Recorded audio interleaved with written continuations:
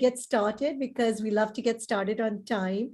So today we're going to talk about getting old. I know this is something that we don't really like to think about, but what we really want to talk about is transforming aging and taking care of the aging.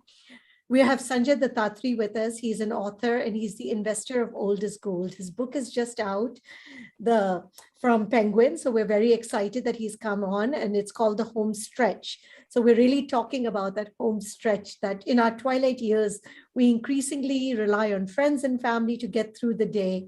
In Indian homes, it's not unusual to see adult children. They're getting now really sandwiched between taking care of parents, taking care of elderly parents, taking care of kids. So it's really a lot of responsibility. So in this session, we're really going to focus on a lot of handy tools to simplify caregiving and build a safer, happier, and more comfortable life for elders, from tips on how they can maintain their health and independence to taking care of the bedridden. We're going to cover a range of topics to meet the progressively complicated needs associated with caring for the aged of loved ones. So first of all, good evening to everyone. And if any of you are facing this, please do put in your questions. We'd like to take as many of your questions as possible. And with that, welcome, Sanjay. We're excited to have you here. Thank you so much. I'm glad to be here with you this evening. So I'm just going to dive right in, Sanjay. So what got you interested in elder care? Not the fact that we're all aging, of course, that gets us interested in the topic. But you've been running this store called Old is Gold for quite a while, and you've been counseling a lot of people. So tell us about that. Well, basically, I'm a software engineer. So this was a foray that I hadn't really anticipated. But about a few years back, my mother fell ill. And she suffered from a neurological condition called supranuclear palsy. Not much is known about it. It's called PSP for short.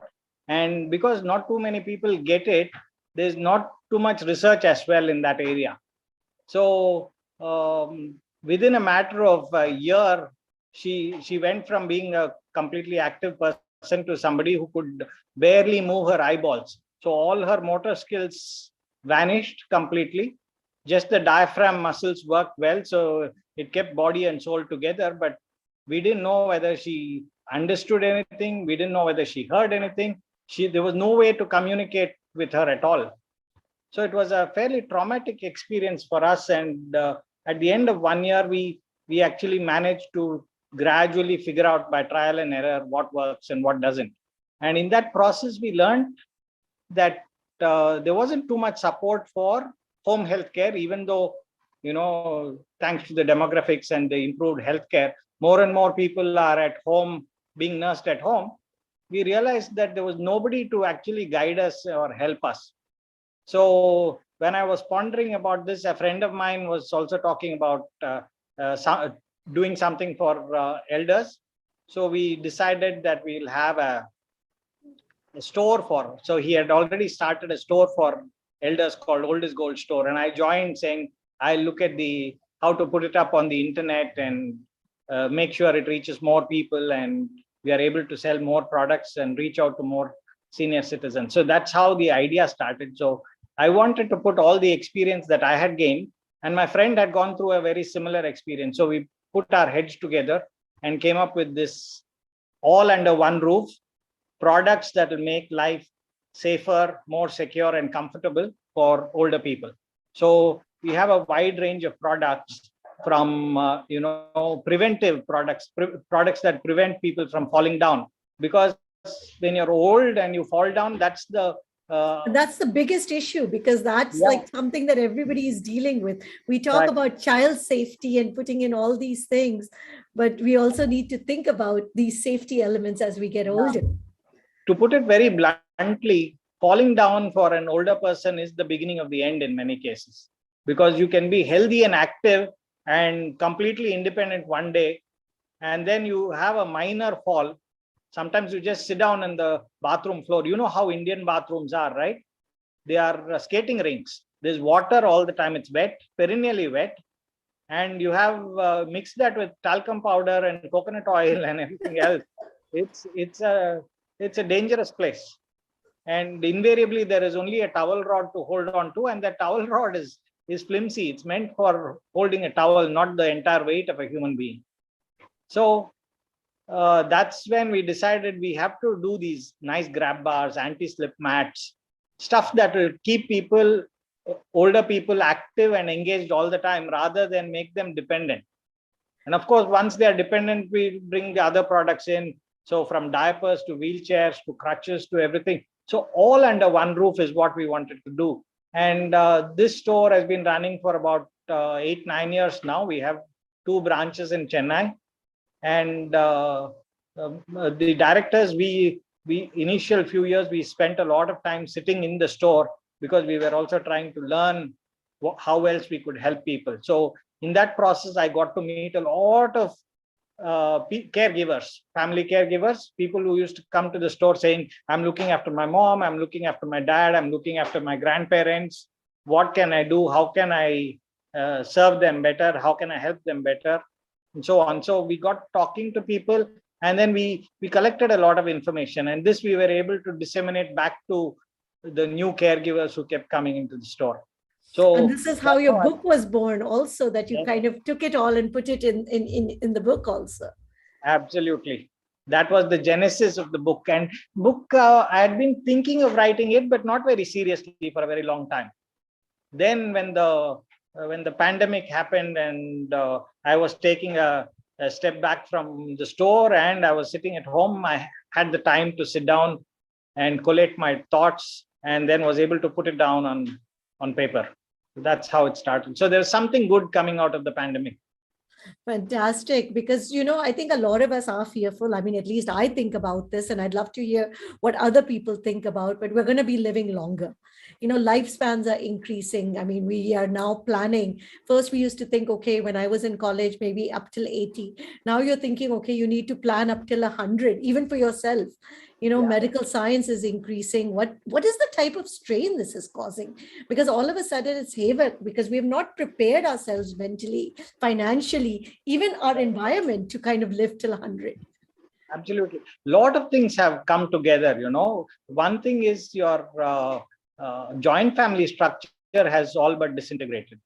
So in the olden days, you had people of all ages living together in a family, and there was always enough people to take care of the additional responsibility of looking after elders. So that's one thing. The second thing is, in those days, older people didn't live too long. So the lifespan was shorter, and the first sign of any terminal illness meant that you lived for some more time, suffered for maybe a short period of time, and then you passed away. But what medical science is doing now is it is at the cusp. I'm sure in 10 years or 20 years, they will not only be able to cure you, but to actually give you back a certain quality of life that you require. But today, they are able to extend your life, but are not able to give you the kind of quality that you require. So you are extending suffering in many ways rather than extending meaningful life. But that's a transient period, and we'll have to go through this in order to reach a stage where medical science is able to actually give you super quality life. And I'm sure we will see that in our lifetime, because there is a lot of progress happening. But here and now today, it sounds a little bleak in the sense that medical science is able to extend your life, but not really improve quality of life too much. So these three things are coming together, and then that means more and more people are staying at home and convalescing at home as well, because hospitals are full now. So you see more and more hospitals saying, we'll finish the operation and send you back within 1 or 2 days. And we expect most of your recovery to happen at home, because the theaters are fully booked. There are more people, fewer hospitals catering to a larger population. So all this means there's a lot more family caregiving happening in India. And it's struck us somehow. It has hit us unawares in many ways, because neither the government nor the private sector has actually geared up to this changing scenario. So home healthcare is still a nascent industry. So I think, Vandana has asked the question, and I also tiptoed around it, but I think this is something that is very curious to all of us. Is there a checklist that, okay, what she says, what are the signs to introduce the safety gadgets? And what are those safety gadgets that we should all be thinking about? Because some of them are not very complicated, that we should all be thinking about having in our homes so that, we do get prepared mentally as people or as we ourselves are aging. Right, right. See, safety at home is paramount, and most of the gadgets, like you say, are very simple gadgets. Minor modifications in your house can ensure that people don't fall or hurt themselves in any way. And most of these are preventive. And general attitude for older people is to say nothing's happened so far, so nothing's going to happen. Let's not think about negative stuff. So it's all right if something. Many of the people who come to our store will say, I have not fallen yet. If I fall, I'll come back to you and tell you what I want. And we used to tell them it's too late by then. So tell us, So what are those 4 things? If I came to your store and I said, you know what, Sanjay, tell me what should I be putting in my home? So the first thing I would tell you is to put anti-slip mats in the bathroom. These are PVC mats that you can just cut to size and shape and just drop Should it you on be the putting bathroom it floor. everywhere in the bathroom, or how should Not, you? Because not necessary. okay. If you look at the bathroom, there are only a few places where you walk and stand. The place where you keep the buckets, the place where the western closet is, under that and all are places where you will never stand or step on. So the passage from the door to the shower area. So you could get a really bright colored anti-slip mat, for example. You could get a red anti-slip mat and put it where you generally walk and stand in the bathroom. And you can then tell yourself and your parents that, You're only keep to follow this only on path. the red area, right? The colored area. Do not step off the colored area. So that will actually probably stop people from falling by about 70 to 80%. Then you have these stainless steel grab bars that you can put. These are just bars that will hold the weight of a person. So if they feel dizzy, for example, as you get older, just the fact of bending down and taking a mug of water and having a bath, the standing up and bending down repeatedly can lead to vertigo. Many people can have just a dizzy spell, and at that time you are actually leaning against the wall, which is tiled. Your hand slips, you fall down. Whereas if you have a nice grab bar that you can hold on to, just for that 2 seconds, doesn't seem like much, right? But all it takes is a couple of seconds for one to fall down. So if you have a grab bar, you hold on to it, and you're safe. So number 2 is having the grab bars. Is it only in the bathroom, or where else should we be having these grab bars? Then the next biggest time that you spend, most of the time you spend, is probably in the bedroom. So, and as you get older, see, when somebody is in their up to their 60th year, people tend to go at most once to the bathroom in the night. Between 60 and 70, maybe 2 times. Beyond 70, 3 times, 4 times. And what happens is the messaging to the brain from the bladder and all that slows down. So eventually people are always in a hurry to get to the bathroom from the bedroom, right? So night, you've just woken up, so you're groggy. 2, your bladder's full and you don't want an embarrassing accident. So you're rushing to the bathroom, and that's a cause for concern because there's a likelihood that you might fall down there as well. So what you do in the bedroom is you declutter the bedroom. You remove stuff from the bedroom that could be in your way. You remove stuff that have sharp edges. For example, if you have a shelf that has a sharp edge, or if you have a have a small table that has a sharp edge. You remove that because even if you fall, you're just falling on the ground, so you might not get hurt so much. Whereas if you fall back and hit a sharp edge, you might get hurt far beyond what is, what is nice. So what you need to do is declutter the place and put appropriate lights so that people can see where they are going. So that's the third thing I'll tell you. The fourth is a gadget. Now I'm talking about something a little bit more complicated. It's still not very complicated, but it's something that most people have not heard of. This is called a toilet racer. Now, obviously most people are unable to, as they age, are unable to use the Indian toilet. But you'll be surprised to know that most people find it difficult to use the Western toilet as well, because the height is quite low. Yeah. So sitting down and getting up is very difficult. So there is a very simple gadget called a toilet racer that you can just clip on to the top of your closet. So it increases the height by about 4 inches.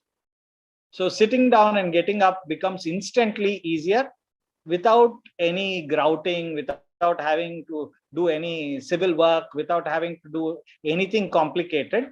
In a matter of a minute, you can fix that toilet racer.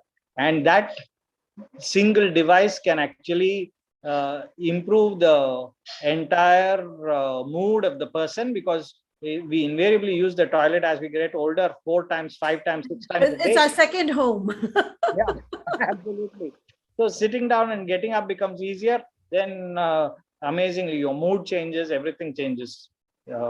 Now, being a software engineer, Sanjay, do talk about technology also. Is there any technology that we should be looking at, and what is it that we should be thinking at? And then I'm going to give it to you, because I know you also have some points that you want to cover, but I wanted to make sure that we covered these also. Sure. I think these are nice as questions come. I think answering these questions is a nice way of covering a whole range of topics. So we could do that as well. In terms of technology and gadgets, there's a lot of technology improvements that's happening. There's a lot of innovation in this space that is coming up. Much of it started out as separate gadgets, but now many of these features are there in your phone as well. So especially for people who have memory issues, your phone, there are lots of apps available, many of them for children, of course, but the same thing can be used for elders as well. These are tracking apps. So the app will tell you where the person is as long as they have the phone with them. And these are very sophisticated apps, so they'll be able to tell you within 1 or 2 meters of where you are, as well as they give you the facility of what is known as geofencing.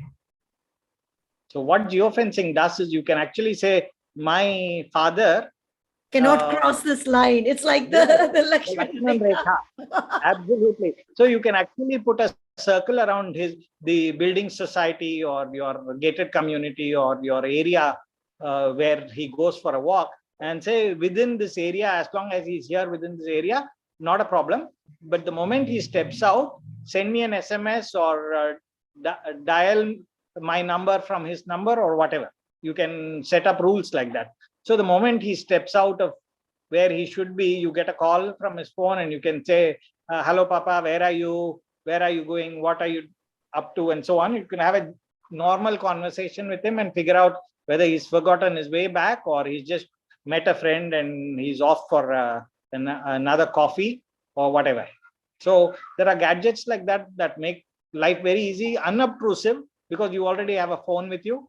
A smartphone is ubiquitous these days. Everybody's got a smartphone. So you don't need to tell them to wear something around their neck or strap something to their hand or something like that, because these things you tend to forget.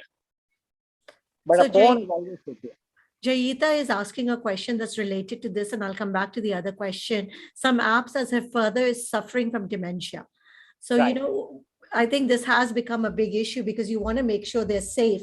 Like in the US, you have that button you can press if something, you fall, so that at Right. least you get that emergency care. What can you do in India that if something happens to you, that you're able to react very quickly? In India, the first respondents are usually family members. We don't have the emergency response care units that the Western world has. So, if you take a country like Denmark, for example, many of the elder people, the government provides a armband with a button.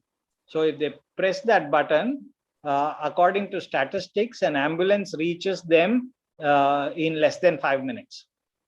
No family members, nobody needs to be involved in the whole process.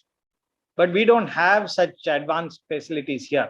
So it has to be a neighbor, a relative, a son or a daughter, or some close family member who has to respond. So there are lots of apps that if you have an advanced phone with an accelerometer, it can even detect a fall. So if there's a sudden drop in height of the phone, either because the phone falls or the person holding the phone falls down, it can detect that and send a message out to 3 pre-configured numbers. So it'll send an emergency call back, and you can call back and talk to that person and see what's happened. So there are quite a number of free apps that are available that can provide this kind of a facility. So rather than go for a separate gadget, which people tend not to wear, because elders, especially those with dementia, will tell you, I'm not going to wear this. I don't remember. I cannot remember to put this on, and they'll probably forget the device at home and go away. So a phone is a much better instrument for this. And there are lots of apps. Every day there are new apps coming up to solve this problem. So even if you fall down or if you move out of where you are supposed to be, you can have family members. And this is why it is very important to build a bond with your neighbors and so on. So even if you don't have a phone, what happens is in traditional times, in older times, we used to have neighbors who knew us. Right now, we hardly know our neighbors, right? But the corner shop Kirana fellow used to know us. So he'll say, your dad was walking by, I saw him, and usually he doesn't come this far, so I stopped him and I brought him back home. So you need that kind of you need to bond with people around you. You need to have a rapport with people around you. And having dementia should not be seen as a stigma. So if somebody has dementia, you must ensure that people around him or her know that he's got dementia, so that they can intervene if they see unusual behavior. Hiding it only Is means, there like your store is a one catch-all store, old is gold, you can find all the products. Is there an app that's a catch-all app for elders that we can just say, okay, download this app and you are going to be set? Is there some good app like that? not quite. There are lots of apps. They all do some things well and not so much the other. For example, you have apps that remind you about when to take your medication and whether you have taken the medication, and inform family members if you have not taken your medication properly. There are apps that actually find out if you have woken up at your usual time, whether you've gone for a walk during your usual time. So they track all that. Then there are geofencing apps, like I told you. But all of it together, makes it cumbersome, makes it difficult to use. So the adoption is low. So then the apps don't work very well. So soon, even though many people have tried to make an all under one app kind of thing, it invariably doesn't work because it becomes complicated. So you might have to resort to 2 or 3 different apps at any given time.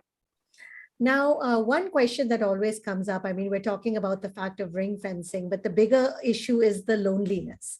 We've seen this in COVID times, especially because a lot of the elderly have been isolated.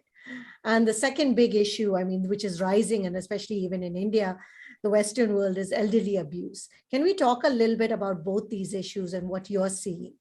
Right. So loneliness is a very big problem, and it's going to be an even bigger problem for us, the next generation, as we age, because we don't have 4 or 5 children. We have we are a one child or a two children family, and families are not big.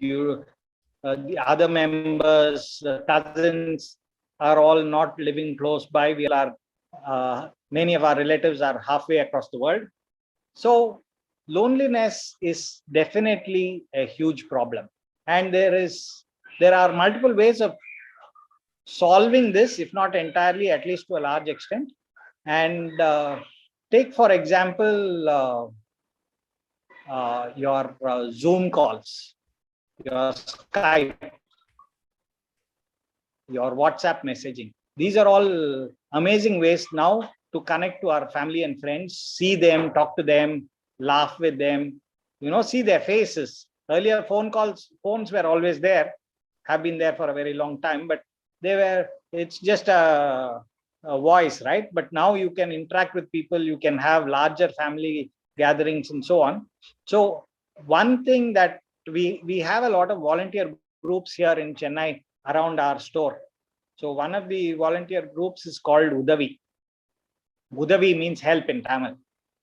So basically it's a bunch of volunteers, many of them themselves active senior citizens, who teach, among other things, who teach elders how to use technology to connect with family and friends.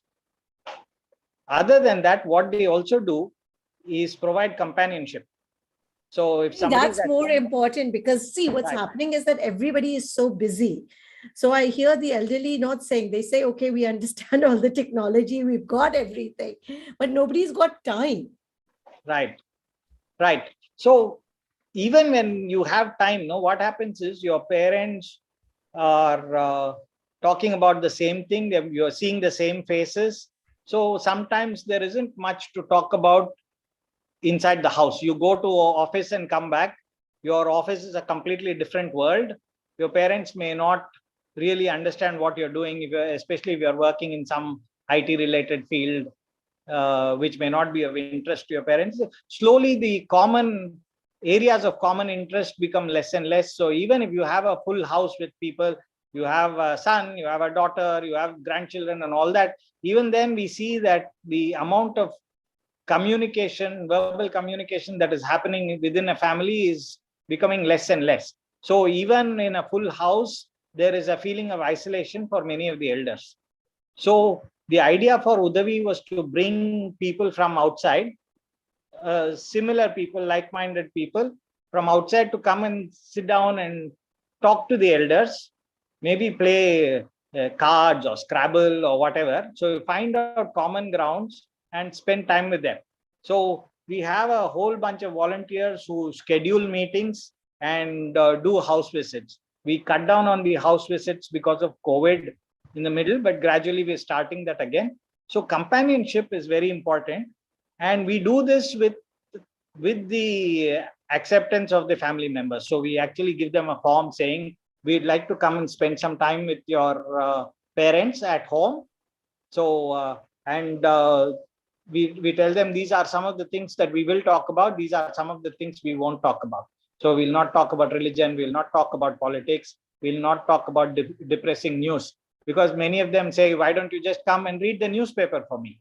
So an elder person with cataract or with limited vision might say, come sit down, read the newspaper for me. So our volunteers know what kind of news items to read to keep it all cheerful and nice, rather than read the stuff that is not the happiest, so to speak. So we have people who go in, and so some families are not very comfortable having outsiders come in, but many of them do, and this has a marked improvement in the outlook of the elders as well. So it staves off depression, it staves off diseases, illnesses, and so on, and people become more cheerful, and therefore the communication channels with the rest of the family members opens up. So it's not just the 1 hour or 2 hours that our volunteers spend with the elders, but it has a residual impact that goes a long way in making families more close knit and more communicative as well. So that is one of the things I wanted to talk about today, because each one of us, all the people who are in the audience today, there are a lot of things that we can do in our society to make life better for the elders living around us. And this is one of those things, to have a small volunteer group of trusted people who can go and spend some time every day. And if you're meeting new elders, there's always something new to learn from them. There's always something interesting to hear. Even if it is the same thing that they say every day, it is new to you. It might not be new to your children. And they might be bored. They'll say, Amma, I've heard this before. How many times are you going to talk about the same thing? But to the outsider, it's a new thing. So they can listen, they won't get bored, they can share experiences and so on. And it's a fantastic way of giving back to society. So that's one thing. The other thing that you talked about is elder abuse. Elder abuse is again a very large problem, but it's not talked about much because much of it doesn't come out in the open. It's only rarely that you come across a news item that says somebody came and dropped off his mother in the bus stand and disappeared. But this is something that we see quite often. I actually know a destitute home in Chennai where the police come and leave people they find in railway stations. And it's got, at any given time, it's got about 400 people. So you hear heart-rending stories where a son says, I'm putting you on this train, don't get down till it reaches the last station. Your other son will come and pick you up. And then they come all the way to Chennai, for example, and find out that there's nobody to receive them. So they're just sitting down in the railway station waiting for somebody. They break down and cry, and then later in the night, a policeman comes along and chases them out.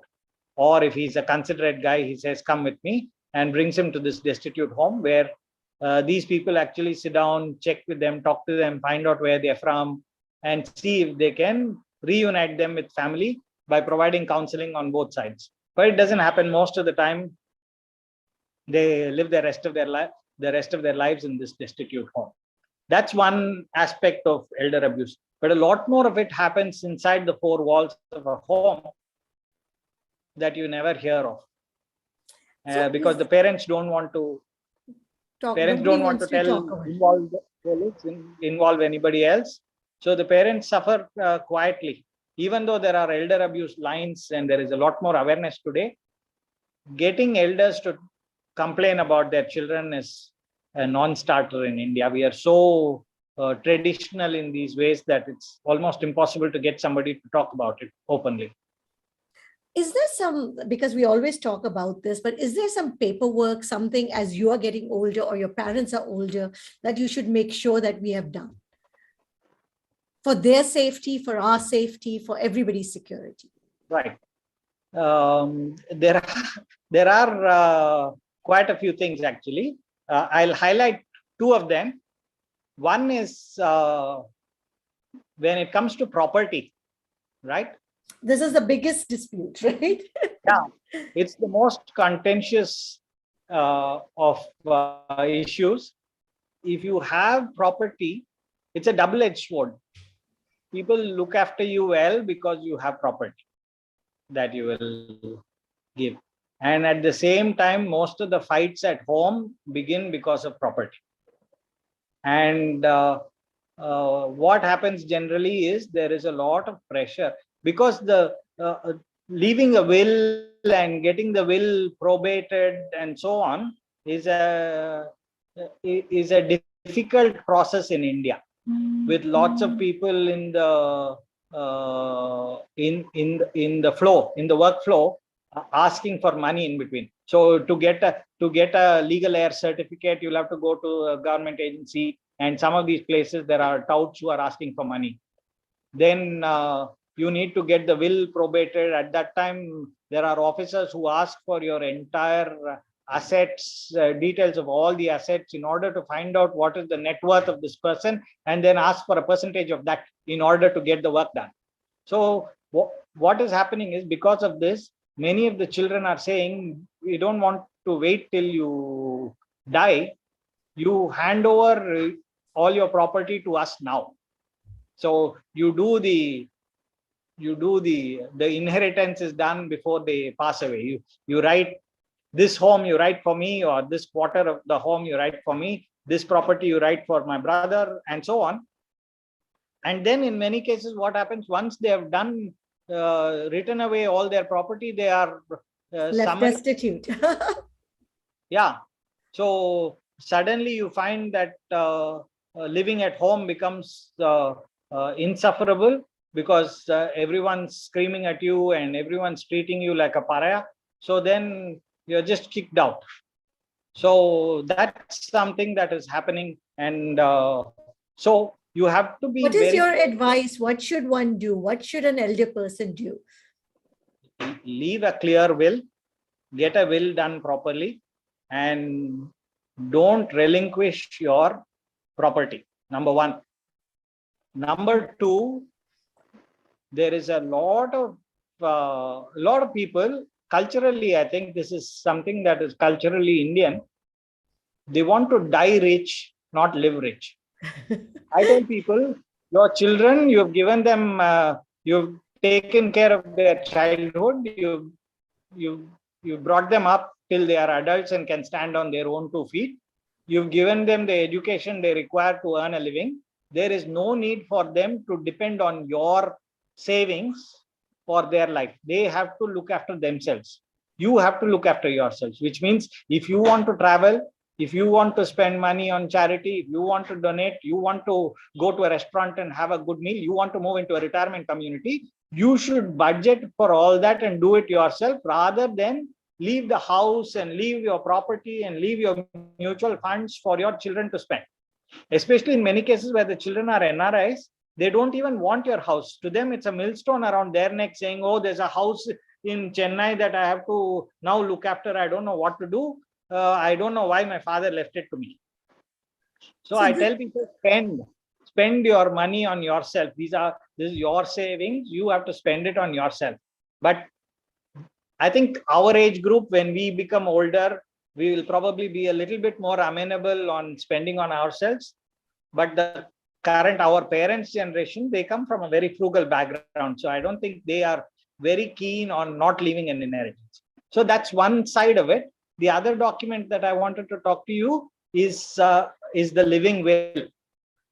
Now, the living will is a very interesting thing, and the Indian Supreme Court actually brought out a judgment about this. So the living will states that I can, when I am in sound mind and health, I can write down saying whether I want to be on an artificial life support system in case I am not able to decide at that time. So as an older person, if I become incapable of making a decision, then what I'm writing down now, which is maybe I'm saying I don't want to be put on a ventilator in case that my body is not able to sustain itself. I don't want any artificial means of being kept alive. So I should be left to nature to take its own course. so two things, a living will and a will are both things Yeah, that everybody should get into place. absolutely. And these two are very different. The living will is not a will about your property, because the same word is used, many people get confused. A living will tells about your health and what should be done in case you are not able to decide. Thank So you for because explaining it's that. very difficult even for children to pull the plug, it's actually easier, because it happened in my case. My father very clearly told us that he doesn't want to be on the ventilator. So when the doctor came to me and asked me, what should we do? Should we put him on a ventilator? I said, no, my father didn't want to be put on the ventilator. He's seen my mother suffer for so long. He was very clear about it. And the doctor said, okay, that's fine. Because this was to me an easier decision, because I'm conveying my father's decision, rather than at that time feeling guilty and saying, put him on a ventilator. And then 1 month, 2 months, 6 months later, doctor asking, what should we do? It's very difficult to pull the plug at that time. So it's almost impossible to say, okay, now I have decided decided that he will no longer be on the ventilator. That's almost impossible to say. So it's better to actually have a living will, and this should be discussed in family. Have a family doctor involved. If you are religious, have your priest or imam or whoever pujari involved, but get a consensus on this, and I think that will go a long way in peace of mind for everyone. Now, before I open it out to questions, two more questions. Sure. Multiple siblings, multiple people. How do you actually talk about who as how? Because it's very difficult to have this conversation that you're going to take care of the elderly and who is going to bear the responsibility, because some people are putting in the time, some people may be putting in the money. Right. Again, it's a case by case situation. What happens is invariably there is one person who has to take up the responsibility, and that person is the primary family caregiver. And there's an entire chapter dedicated to this in the book, so where I talk about how to have a all hands on deck family meeting. So what happens is usually this happens after a hospitalization event, because it's a sudden event. Suddenly one of your parent falls down and breaks a hip, for example, and they are hospitalized and they come back, and that's when reality hits you. Now you have somebody at home who's bedridden and needs to be taken care of. So either they've been living by themselves before, or they've been living with usually in India it's the eldest son or the eldest son who's still in India, kind of thing. So they come back home, and you have siblings in other cities, you have siblings in other countries, so everyone's got a lot of inputs. So the onus on bringing it all together is on the primary caregiver. So as a family, people have to decide, okay, Appa is going to stay with this person, and this person at home, which could be the son or in many cases the daughter-in-law, is the primary caregiver. And then all others have to decide that being secondary caregivers, they are in charge of looking after the well-being of the primary caregiver. This is important. As secondary caregivers living away from the person who is bedridden, the care recipient, means that you can't do anything directly for the care recipient. But the best care that you can do for the care recipient is to look after the well-being of the primary caregiver. And this But is we what often ignore the caregiver because, the caregiver's job is by far the most thankless job in the world, because like you rightly pointed out, we don't see them. We don't really inquire after their health, after their well-being, because there is always somebody who's sicker right next to them. So you're looking after the primary care recipient all the time, and therefore any problems that the caregiver has is kind of seen as trivial or not important now, to be addressed later. And this puts a lot of pressure on the caregiver. And some caregivers are able to handle this by saying, you know what, I'm going to give responsibilities to each one of you at home, and all the people who are living away from home, I'm going to, in terms of financial responsibilities, in terms of staggering your holidays. So let's say I have two siblings. I don't want them to land up at the same time during Christmas saying, I'll come and look after daddy for some time because I have leave now. Because what happens then is three people are sharing the workload. So it doesn't seem much. It's like much of a workload, and it's a family get together time. So it's part vacation, part holiday, part looking after. So it doesn't look very difficult. So the two siblings go back thinking, it's not a big challenge. What is there? It was fairly easy. We looked after. So what you should do is you should tell your siblings to stagger their holidays, saying, you know what, you come at a time that is convenient for me. During that time, I'm going to take time off. So you come and look after daddy at that time. And then when you go away a month later, let the other person come in. So a caregiver has to be firm in the process of getting support from friends, family, and and the hired help as well. So again, there is a chapter dedicated to how to hire people, how to rope in your friends and family. So, many times the caregiver doesn't want to let go of the reins because they don't know how well the other people will look after, whether they'll give the same tender loving care that the primary caregiver is capable of. But unless you try, unless you train them, unless you make them ready for the job, you are never going to know. And on a day when you fall sick, or there is something else urgent that comes up and you don't have the time, who are you going to turn to? You can't turn to somebody else at that point in time and say, hey, now you come and look after daddy, because they are not prepared for it.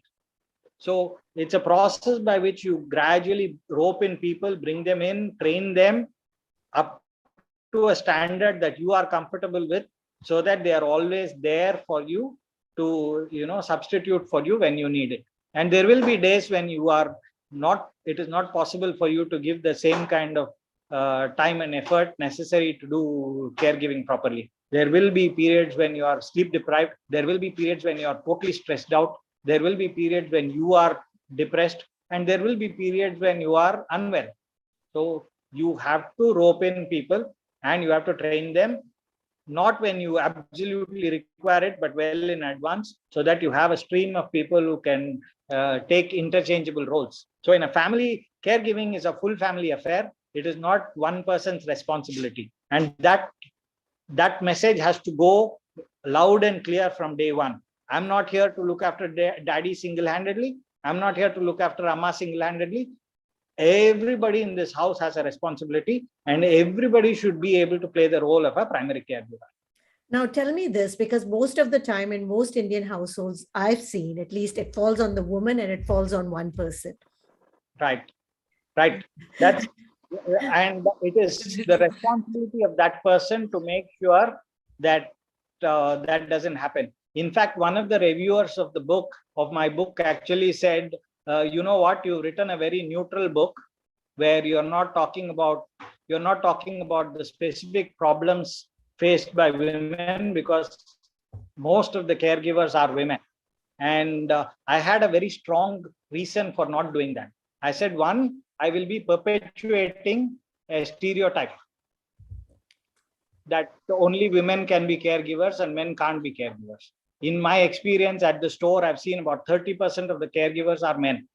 Either they're looking after their wife or their mother or their grandmother, but I have seen a lot of men participating in it. So one, it is a disservice to these men if I completely ignore them and write a book on how to be a primary caregiver for women in India. I will be doing a disservice to the men, and I will be doing long-term disservice to women as well, because I will be, like I said, perpetuating a stereotype that should be broken. It is not just a woman's responsibility to look after their parents. It is the son's responsibility, son-in-law's responsibility. It is whoever has the capacity and the capability has to do it, whether it's a man or a woman. So yes, most of the caregivers in India are women, but that does not mean that men can't do it. Men do it. The primary caregiver for my mother was my brother. Sir, can I ask you something? Sure, go ahead, Jaita. Actually, I have observed, since I am a single child and I don't live nearby, my parents, they choose to stay independently far from me, but they have a lot of problem dealing with everyday tasks and all, and they have certain mindsets. So because of those mindsets, they keep encountering same kind of problems every day, and they keep complaining about those problems, like maids, like their physical suffering, and they don't take effective steps or measures to prevent those problems or to change the scenario. But when I, as a child, it hurts to see them suffer like that. But when I come up with suggestions, my mother used to be a independent lady, and she doesn't want to take those suggestions, and she keeps telling me about the same problem every day whenever we are on phone. So how to counsel them effectively and how to create a significant bond, so I can help them some way to change their mindset and implement some good measure to combat the daily problems. Like my father has dementia, and my mother has deformity in her leg since her birth, and she has a pacemaker, and nowadays her knee joints are like completely damaged, and she can't walk properly. So, and she has high sugar that has to be monitored, and she has to be on insulin every day. But and she has an anxiety problem as well. So for little things she gets panic and she keeps complaining. But whenever I try to solve those problems according to my discernment, according to my thoughts, she doesn't take those suggestions. So how to deal with that? Like we should talk about Janita, I solutions. will just interrupt here because we'll get this answer and we'll try to take many more questions also. Because another question that has come up also, that elderly people are also very impatient and they don't have the patience, or sometimes they become rude. So how do you actually get them to accept? I mean, we might be willing, but how do they accept the solution? Right. So these two questions are quite related. I can see you've just summarized the crux of the matter, which is that how do you suggest changes to your parents to make their life better? Now, there are multiple ways of doing this, and none of them are guaranteed to work. So there are still some parents who will find it very difficult to listen, especially those with dementia.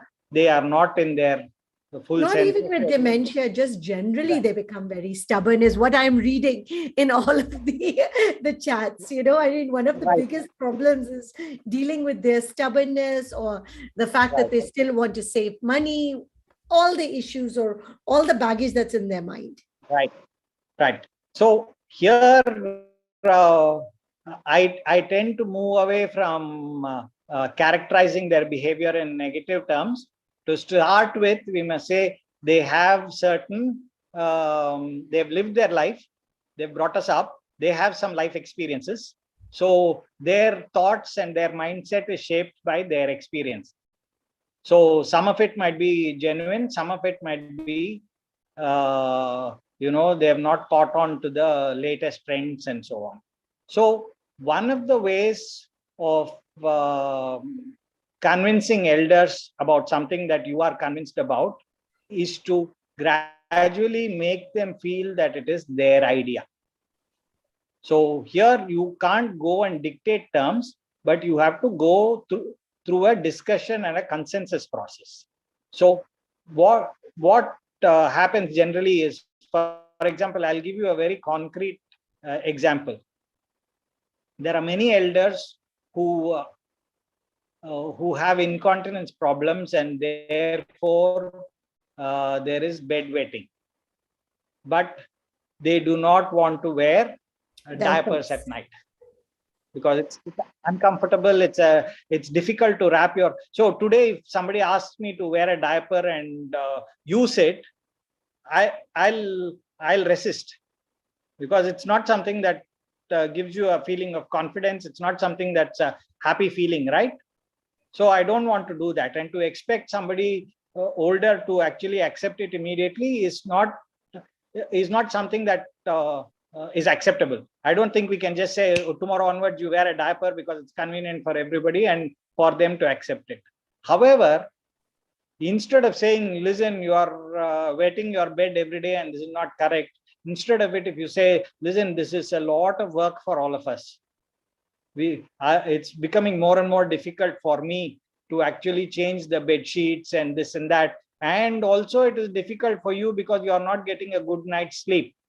Then once they see it from your perspective, most parents are actually willing to change if it's problematic for their children, rather than if it's a problem for themselves. They are able to live with their problem, but they are more amenable to change their behavior if it makes life easier for their children. So one way to do it is to convert it into an issue for you. And so you reach out to them for their help in order to make your life easier. So that's one way of doing it. The other way is to enroll the services of the family doctor to talk to them, because an authority figure is able to convey something more succinctly and in a way that is more acceptable to them than their children. So many times I've seen that it is all right for the doctor to say, you know what, this can't go on. If you don't wear a diaper, tomorrow you will start getting urinary infection and you will have other problems with your skin and so on. So it is I now prescribe diapers for you. And once the word prescribe comes into the picture, then parents are more than happy to, most of them are willing to listen to the doctor, because he's an authority figure and he knows what he's talking about. So there are multiple ways of doing it, but the first thing to remember is that they are not being stubborn. We start with thinking that they are not conducive to listening to us, and they are not listening to us, and they are not bending to our messages and so on. Then it becomes difficult, because it becomes contentious, and it becomes an argument, and it becomes a confrontation. Whereas if you go with an open mindset and say, I'm going to have a discussion with them, and I'm going to find out why they are reluctant, and I'm going to figure out how we can together surmount this reluctance, then you will almost always definitely find a solution. Amita, go ahead. Yes, Sukriti, thank you. Well, I just have a question here regarding my mom.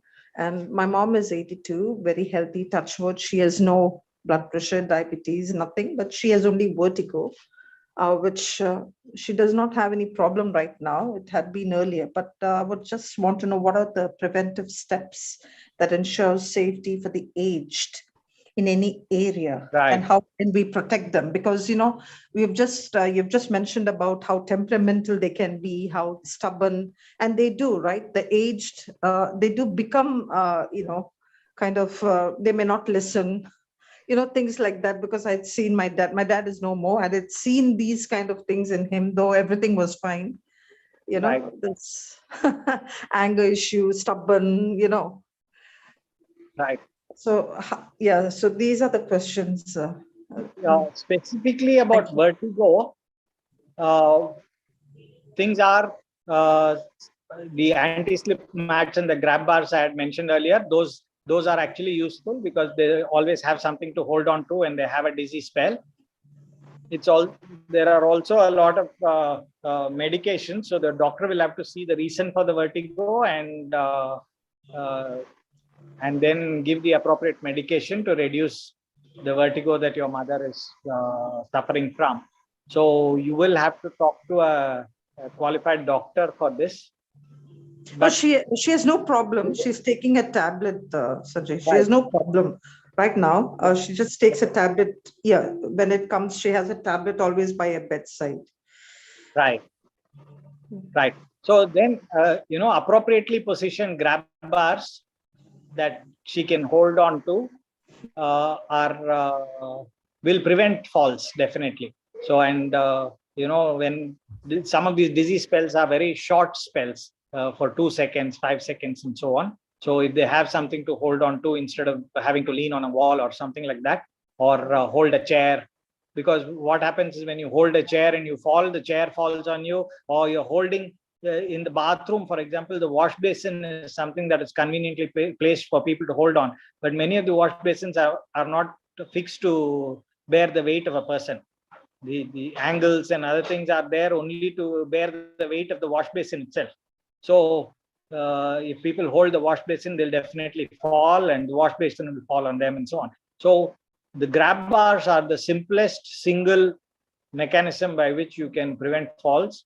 And vertigo is a very common problem with aging, and it has to be managed. There is no permanent solution to this. And every day they don't fall. Every fall that you prevent, every grab bar you put reduces their falling by 5% or whatever. You have to do it. Don't wait for them to fall. Do it today.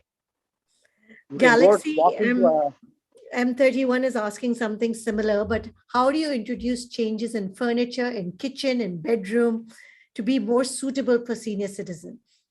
Also, with respect to upcoming COVID wave, robotic vacuum cleaners for home cleaning, washing machines, anything else that we should be putting in place? right.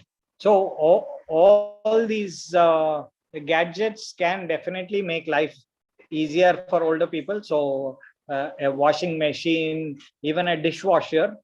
In earlier times, dishwasher didn't work with Indian cooking, oily vessels, and so on. But technology has changed significantly. Today, dishwashers can be used for even vessels in which Indian food has been cooked.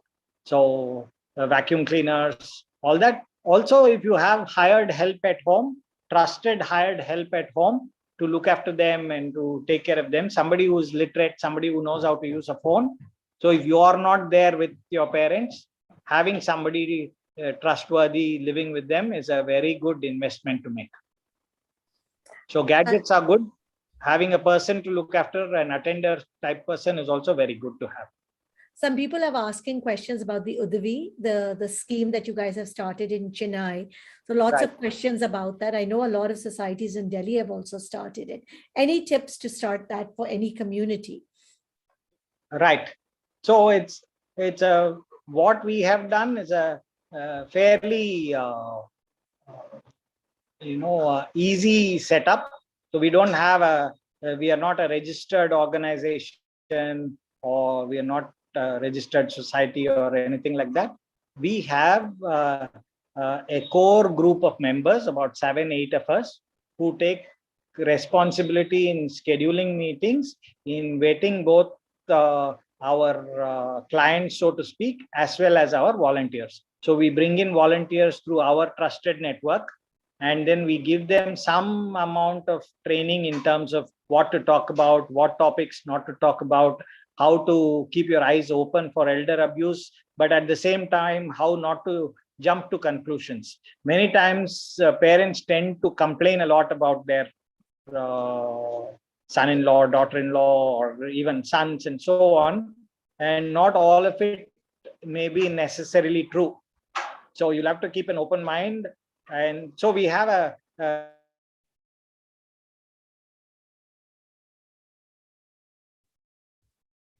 Sanjay ji, I think we lost him. His network just went red. Just give him another minute. I hope.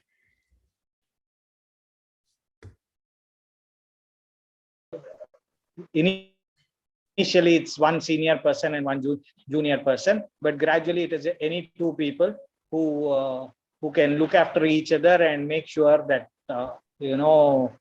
sudden accusations don't come your way, because you are trying to do good, but you're entering somebody else's house, and so there are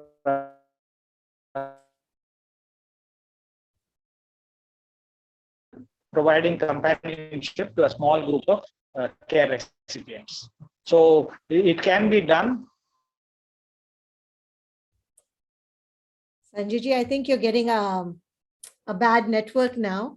So any last point you'd like to leave us with?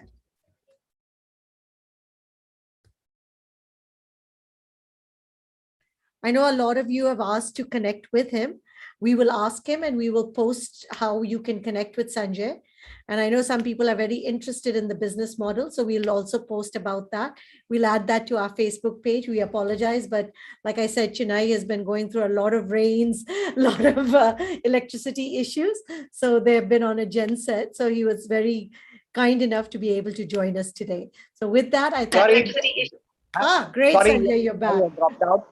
I think there was some network glitch, I think. Not a problem. Sanjay ji, any last thing that you'd like to leave us with as we end for today? I'll say at some point in time, we are all going to be caregivers and or care recipients. And in the larger scheme of things, I think being a caregiver is a much better option than being a care recipient. And I think we all have it in us to be caring, kind caregivers. And when that role comes to us, let us not ask why me. It's a question that comes into every caregiver's mind.